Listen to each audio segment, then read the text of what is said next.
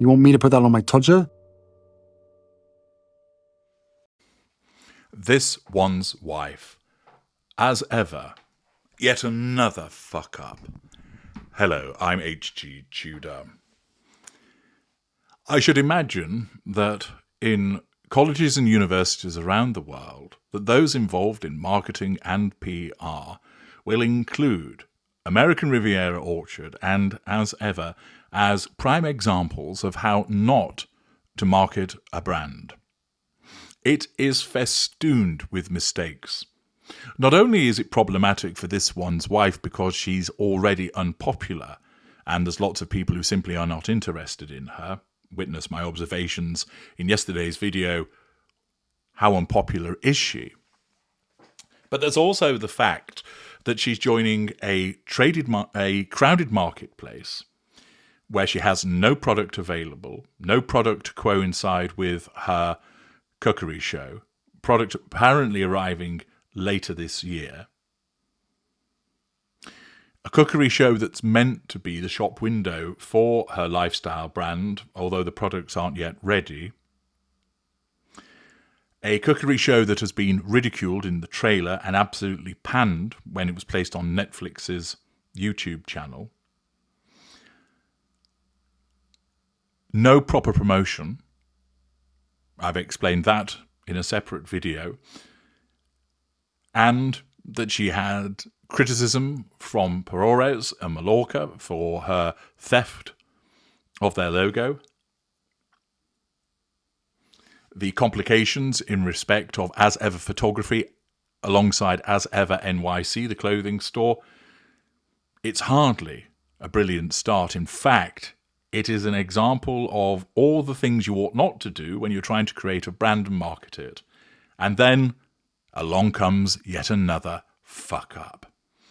Courtesy of Peter Sheridan and Caroline Graham writing for the Daily Mail, this one's wife has been barred from selling any clothing under her new As Ever brand because of the name's similarity to a cut-price Chinese clothing company. Well, indeed, because if there's anything that says cheap and cut price, it's going to be this one's wife's range of produce, and therefore there likely would be confusion with somebody else offering cut-price clothing. Perhaps this is why when we saw her in the Billie Eilish car crash video, her clothing line is going to be called Archie and Lilibet, hence the item of clothing that she was wearing that bore their names, that she knows that she can't sell clothing under the As Ever brand.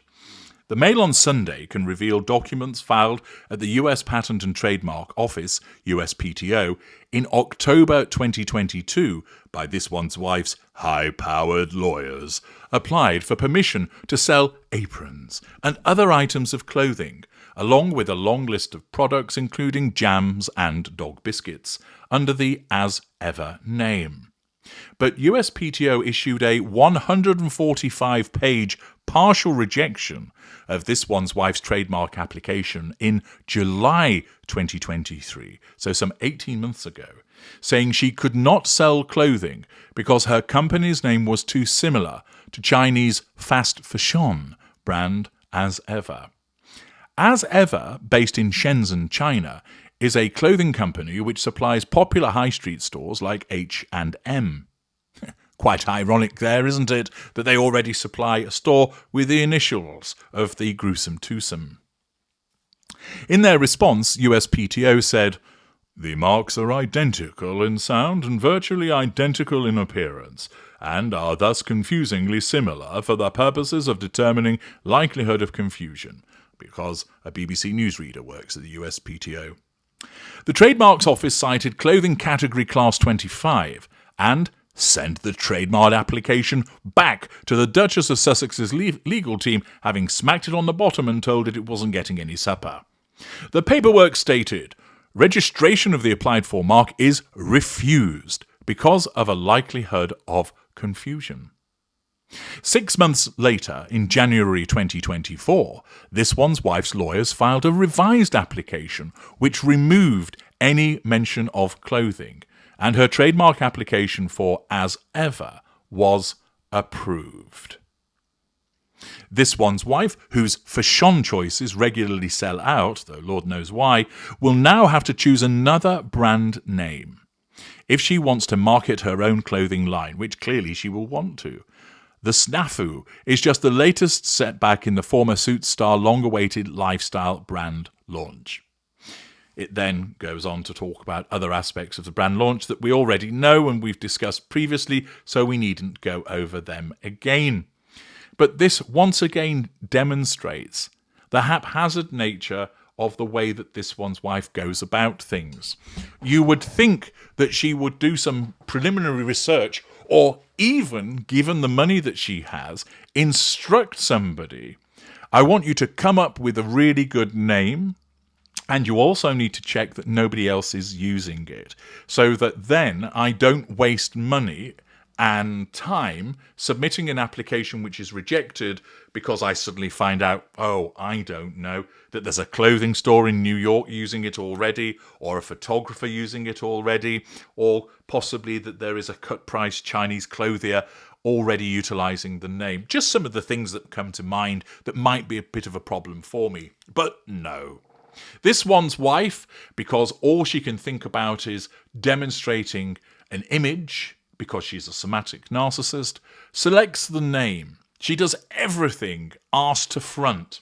She comes up with the name and without properly checking first, bangs in trademark applications only to find out, what fresh hell is this? Somebody's already using as ever, in China of all places. Oh, so I can't register it. Oh, well, I'll still use it anyway, because after all, it's a brilliant name, because I've thought about it. Nobody's ever going to take the piss out of it and call it as ever, or as ever, or was never, or as if, or whatever. None of that will happen. They'll all be in awe of the brilliance of the name that I have selected. This One's Wife habitually fucks up, and this is one of the key components of her behavior as a mid-range narcissist. As I've explained many times, and I will continue to do so, when it comes to the lesser and mid-range narcissists, their necessity of focusing in the now results in collateral consequences which they don't think about. This is why, if you're involved in a court case, the narcissist will always provide you, where lesser or mid-range, with the evidence that you need to demonstrate that they are the problem. You just have to be around to catch it. It means that when dealing with the narcissist, give them enough rope and they'll hang themselves, because with the infatuation and obsession driven by their narcissism with asserting control in the moment, they will create a collateral problem which can then be utilized against them, whether to demonstrate what they are, to demonstrate they're not fit for purpose, to persuade somebody else not to have anything to do with them. The narcissist is always going to generate this kind of collateral consequence.